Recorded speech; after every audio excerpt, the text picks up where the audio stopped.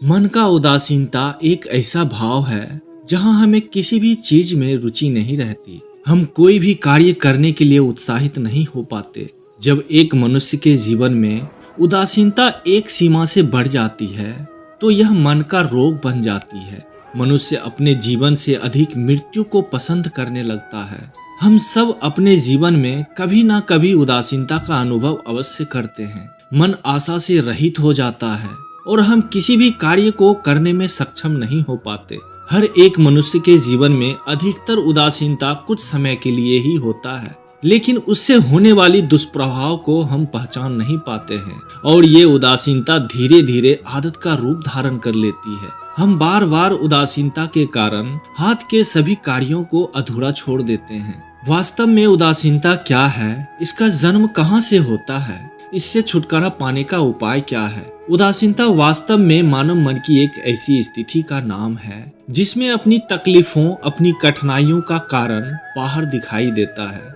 हम कहते हैं कि ये दुनिया बुरी है, समाज बुरा है, यहाँ के लोग बुरे हैं, मेरी किस्मत बुरी है, जीवन की परिस्थितियां प्रतिकूल है, वक्त हमारा साथ नहीं दे रहा है। ऐसी बहुत सारी धारणाएं उत्पन्न होती रहती है और जब दुख का कारण हमारे आपे से बाहर हो जाता है तो उसको बदलने का हमारे पास कोई और मार्ग दिखाई नहीं देता है। इस प्रकार मनुष्य स्वयं को निसहाय और बेबस समझने लगते हैं और अपनी आत्मशक्ति को खो देते हैं और यहीं से उदासीनता का जन्म होता है। प्रश्न यह है कि क्या हमारी सारी विविधताओं का कारण बाहर है या स्वयं हमारे भीतर है? हमारे बुरे हालात क्या दूसरों के कारण है? क्या हमारा परिवार हमारा शत्रु है? क्या समाज दुश्मन है? क्या ये लोग दुश्मन है या हमारी परिस्थितियाँ? मनुष्य स्वयं अपनी परिस्थितियों के निर्माता होता है। विचार कीजिए, पुराने पत्ते पतझड़ के मौसम में गिर जाते हैं तो क्या ये मौसम को पेड़ से या पत्ते से कोई दुश्मनी है? नहीं। ऋतु चक्र तो अपना कार्य करता है, उसे ना पेड़ के साथ दुश्मनी है और ना ही दोस्ती है। ऋतु चक्र के अनुकूल बन जाना वृक्ष का कर्तव्य है। ठीक वैसे ही ये समाज है। ये लोग किसी व्यक्ति का ना मित्र होता है ना शत्रु। इसको जिससे लाभ मिलता है उसका मित्र बन जाता है। अर्थात समाज प्रतिकूल बनता है जब हम समाज के प्रतिकूल बनते हैं। वैसे ही हम इंसानों के बीच में भी होता है। हम जिसे प्रेम करते हैं वह हमें भी वापस प्रेम देता है। हमारे हालात बदलने के लिए हमें स्वयं अपने आप में परिवर्तन करना पड़ता है। इतना समझ लेने पर स्वयं में परिवर्तन करना कठिन नहीं होगा। अर्थात जीवन में उदासीनता का कोई कारण ही नहीं होगी जब अपने आप में परिवर्तन करने पर ध्यान देंगे। श्री कृष्ण कहते हैं, मनुष्य अपने विश्वास से निर्मित होता है। जैसा वह विश्वास करता है वह वैसा ही बन जाता है। जिसने अपने मन को जीत लिया उसके लिए मन उसका सर्वश्रेष्ठ मित्र बन जाता है। इसलिए जब भी आपके मन में उदासीनता आने लगे तो उससे लड़ने के लिए अपने आत्मविश्वास को मजबूत बनाने की आवश्यकता होती है। दोस्तों, हमेशा अपनी परिस्थितियों से लड़ने में आगे रहने की कोशिश कीजिए। आपको चाहे उस विषय का ज्ञान हो या ना हो, आपका आत्मविश्वास खुद ही आपके अंदर वह ज्ञान स्थापित कर देगा।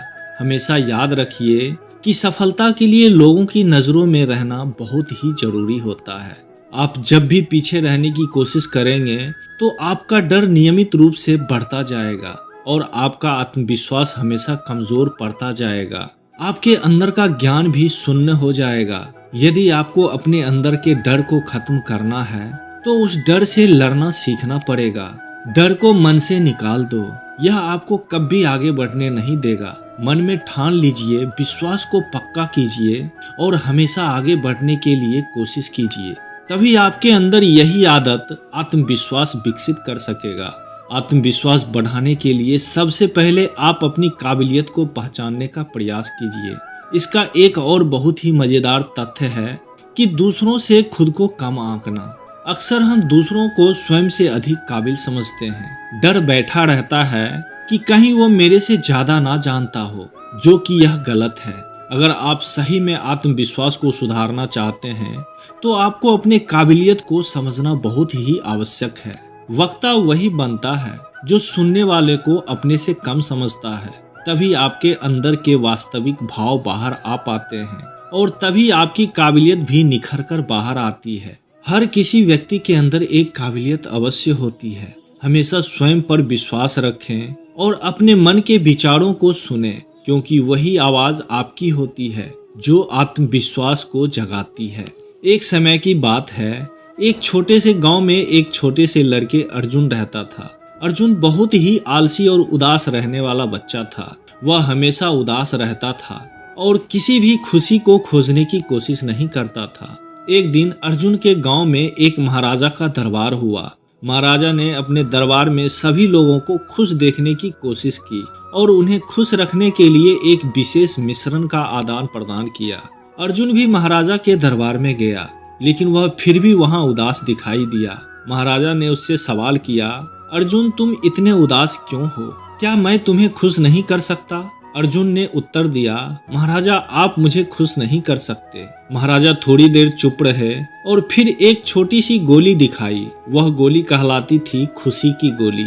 महाराजा ने अर्जुन से कहा, यह गोली तुम्हें खुशी देगी, तुम इसे खाओ और जो भी खुशी चाहते हो वह तुम्हें मिलेगा। अर्जुन ने गोली खाई और वह कौशल से सोचने लगा कि वह कौन सी खुशी चाहता है। धीरे धीरे उसकी आंखों के सामने एक छोटी सी खुशी की छवि आई। वह खुशी यह चाहता था कि वह अपने गांव के बच्चों के साथ एक खेल खेले। अर्जुन खुश हो गया और वह अपने दोस्तों के साथ खेलने गया। उसने देखा कि वास्तव में खुशी खुद में ही होती है और वह इससे खुश होकर समझ गया। जबकि महाराजा के द्वारा दिए गए गोली में कुछ ऐसा चमत्कारी नहीं था, वह एक साधारण सी गोली थी।